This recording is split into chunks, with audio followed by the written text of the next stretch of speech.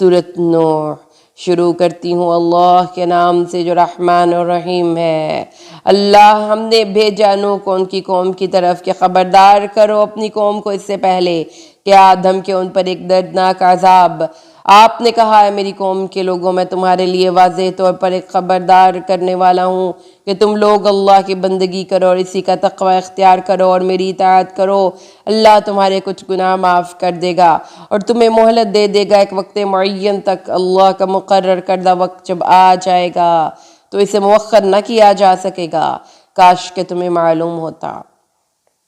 نوح نے عرض کیا پروردگار میں نے تو اپنی اس قوم کو دن رات دعوت دی ہے، لیکن میری اس دعوت نے ان میں کچھ اضافہ نہیں کیا سوائے فرار کی، اور جب بھی میں انہیں پکارا تاکہ تو ان کی مغفرت فرما دے تو انہوں نے اپنی انگلیاں اپنے کانوں میں ٹھونس لی اور اپنے کپڑے بھی اپنے اوپر لپیٹ لیے اور وہ ضد پر اڑ گئے اور انہوں نے تکبر کیا، بہت بڑا تکبر۔ پھر اے پروردگار میں نے انہیں بلند آواز میں بھی پکارا، پھر میں نے انہیں علانیہ دعوت دی اور خفیہ بھی دعوت دی۔ پھر میں نے ان سے کہا کہ تم اپنے رب سے استغفار کرو، یقیناً وہ بہت بخشنے والا ہے، وہ تم پر آسمان سے خوب بارشیں برسائے گا اور وہ بڑھا دے گا تمہیں مال اور بیٹوں سے اور تمہیں باغات عطا کرے گا اور تمہارے لیے چشمے اور نہریں رواں کر دے گا۔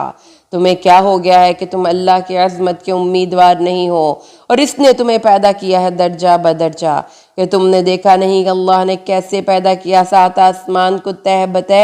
اور ان کے اندر اس نے چاند کو روشنی اور سورج کو چراغ بنایا،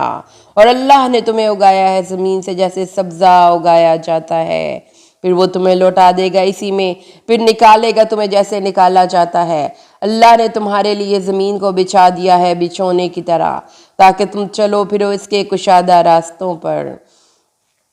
نوح نے کہا پروردگار انہوں نے میری نافرمانی کی اور انہوں نے ان لوگوں کی پیروی کی جن کے مال اور اولاد نے ان کے لیے سوائے خسارے کے اور کچھ نہیں بڑھایا،